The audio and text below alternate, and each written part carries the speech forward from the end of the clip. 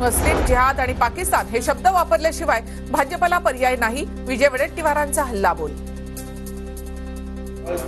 जिहाद, मस्जिद, हिंदू मुसलमान, भारत पाकिस्तान हे म्हणावंच लागतं. हे म्हटल्याशिवाय त्यांना मत मिळू शकत नाही. त्यांच्या डिपॉझिट गोल होतील हे जर 4 शब्द वगळले तर. मुख्यमंत्री आणि उपमुख्यमंत्र्यांनी स्वतःला कायद्याच्या चौकटीमध्ये अडकवून घेऊ नये. मतांच्या राजकारणामुळे स्वतःला अडचणीत आणू नका. अॅट्रॉसिटी दाखल होऊ शकतो. धनगर आरक्षण अहवालाबाबत प्रकाश आंबेडकरांचं मोठं विधान. या उपमुख्यमंत्र्यांनी एक लक्षात घेतलं पाहिजे की अॅट्रॉसिटी ऍक्ट खाली सुद्धा त्या दोघांना असणाऱ्या केसेस दाखल करता येतात.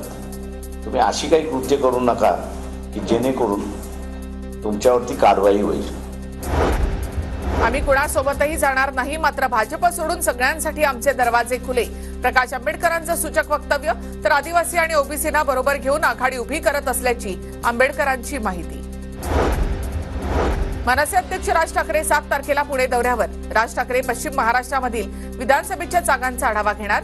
राज ठाकरे पुणे दौऱ्यामध्ये इच्छुक उमेदवारांच्या भेटीगाठी घेणार.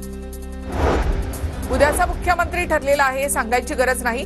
जनतेच्या मनात बसलेलं नेतृत्व परमेश्वर सुद्धा हटवू शकत नाही. एकनाथ शिंदेच पुन्हा एकदा मुख्यमंत्री होणार. शहाजी बापू पाटील यांच्याकडून विश्वास व्यक्त. आम्ही गुवाहाटीला गेलो नसतो तर लाडक्या बहिणीला 1500 रुपये मिळाले असते का? शहाजी बापू पाटील यांचं विधान. स्वतःच्याच बंदुकीमधून गोळी सुटल्यामुळे अभिनेता गोविंदा जखमी. बंदूक कपाटामध्ये ठेवत असताना पायाला गोळी लागल्याची माहिती. क्रिटिकेअर रुग्णालयामध्ये उपचार सुरू. पोलिसांकडून अभिनेता गोविंदा यांची बंदूक जप्त. चौकशीही सुरू.